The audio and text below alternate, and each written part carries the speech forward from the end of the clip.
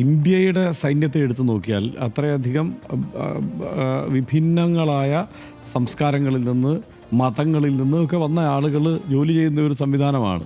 അവിടെ ഈ വിശ്വാസം എന്ന് പറയുന്നത്, ഈ സംവിധാനങ്ങളെല്ലാം ഒരുക്കിയിരിക്കുന്നത് സമ്പൂർണ്ണമായി അവനവൻ്റെ വിശ്വാസത്തെ അവിടെ അവതരിപ്പിക്കാനോ ആഘോഷിക്കാനോ ആ നിലയ്ക്ക് കൈകാര്യം ചെയ്യാനോ വേണ്ടിയിട്ടല്ല പലപ്പോഴും.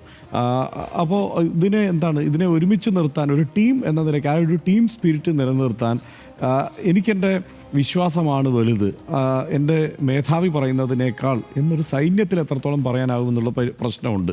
അതൊരു പരിമിതി തന്നെയാണ്. കാരണം ഇപ്പോൾ എൻ്റെ മതമേലധ്യക്ഷൻ പറയുന്നതിനപ്പുറത്ത് എനിക്ക് ചെയ്യാൻ കഴിയില്ല, നിങ്ങളെന്ത് പറഞ്ഞാലും എന്ന് ഒരു സൈന്യത്തിനകത്ത് എത്രത്തോളം ഇത് പറയാൻ കഴിയുമെന്നുള്ള സംശയം നമുക്ക് സ്വാഭാവികമായിട്ടുണ്ട്. പക്ഷേ ഇതിനേക്കാൾ, ഇന്ത്യയിൽ അനുവദിക്കുന്നതിനേക്കാൾ കൂടുതൽ മതസ്വാതന്ത്ര്യം അനുവദിക്കുന്ന സൈന്യങ്ങൾ പുറത്തുണ്ട് കേട്ടോ. ഇപ്പോൾ ഫ്രാൻസിലൊക്കെ എടുത്ത് നോക്കിയാൽ വളരെ ഉദാരമായ മതസ്വാതന്ത്ര്യം അനുവദിക്കുന്ന സൈന്യമാണ്. കാനഡയിൽ ആ നിലയ്ക്കാണ്, US പോലും അങ്ങനെ ആ നിലയ്ക്കാണ്. UK ഇന്ത്യയിലേക്കാൾ കൂടുതൽ മതസ്വാതന്ത്ര്യം അനുവദിക്കുന്നുണ്ട്.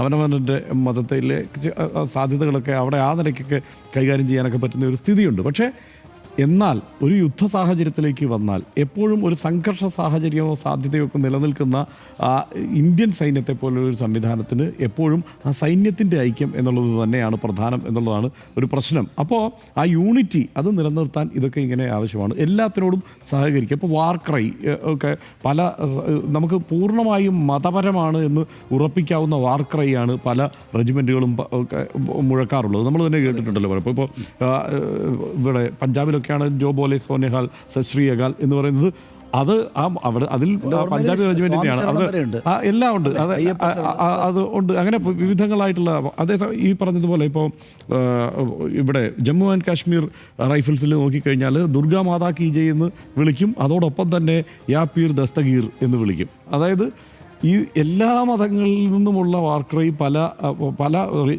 റെജിമെൻറ്റുകളും യൂണിറ്റുകളും ഒക്കെ അത് ഉൾക്കൊള്ളുന്നുണ്ട്. അത് ആ നിലയ്ക്ക് അവതരിപ്പിക്കുന്നുണ്ട്. ഇതെല്ലാം ഇല്ല, എനിക്കിത് പറ്റില്ല, എനിക്ക് മതം എന്നെ ഇതിൽ നിന്ന് വിലക്കുന്നു എന്ന് പറഞ്ഞാൽ അത് എത്രത്തോളം നടക്കുന്നു? സൈന്യവുമായി ബന്ധപ്പെട്ട് വേറെ പല പ്രശ്നങ്ങളുമൊക്കെ ഉണ്ടാവാം. ഇപ്പോൾ രാഹുൽ ഗാന്ധി പറഞ്ഞതുപോലെ ഒരു 10% വരുന്ന സമുദായങ്ങളാണ് സമ്പൂർണ്ണമായും ഈ സൈന്യത്തെ നിയന്ത്രിക്കുന്നത്.